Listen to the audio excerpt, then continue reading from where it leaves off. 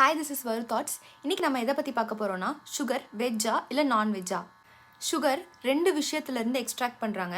One sugar cane and இன்னொன்று sugar beads, அதாவது சக்கரவள்ளி கிழங்கு. ஃபர்ஸ்ட் சுகர் கேன்லேருந்து அந்த ஜூஸை எக்ஸ்ட்ராக்ட் பண்ணிவிட்டு அதை எவாப்ரேட் பண்ண விடுறாங்க. அதாவது அதை ஸ்லோ குக் பண்ணுறது மூலியமாக அதில் இருக்கிற எக்ஸஸ் வாட்டர்லாம் எவாப்ரேட் ஆகிடுது. எசன்ஸை தான் நம்மளுக்கு ஜாகரியாவும் ப்ரௌன் சுகராகவும் மேக் பண்ணி தராங்க. இப்போ இருக்கிற ப்ரௌன் சுகரை நம்மளுக்கு மார்க்கெட்டில் கிடைக்கிற ஒயிட் சுகராக மாற்றுறதுக்கு ரெண்டு மெத்தட் யூஸ் பண்ணுறாங்க.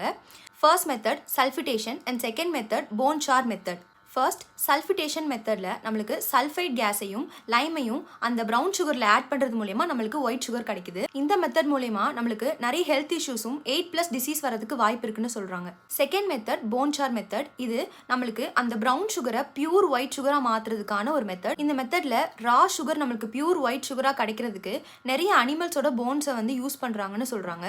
இந்த மாதிரி மாடு, ஆடு, பன்றிகளுடைய போன்ஸை யூஸ் பண்ணுறதுனால சுகர் கண்டிப்பாக 99% நான்வெஜ்ஜுன்னு சொல்கிறாங்க. இந்த விஷயம் ஏற்கனவே நிறைய பேருக்கு தெரிஞ்சிருந்துச்சுன்னா தெரியாதவங்களுக்கு ஷேர் பண்ணுங்கள், சப்ஸ்கிரைப் பண்ணுங்கள். தேங்க்யூ.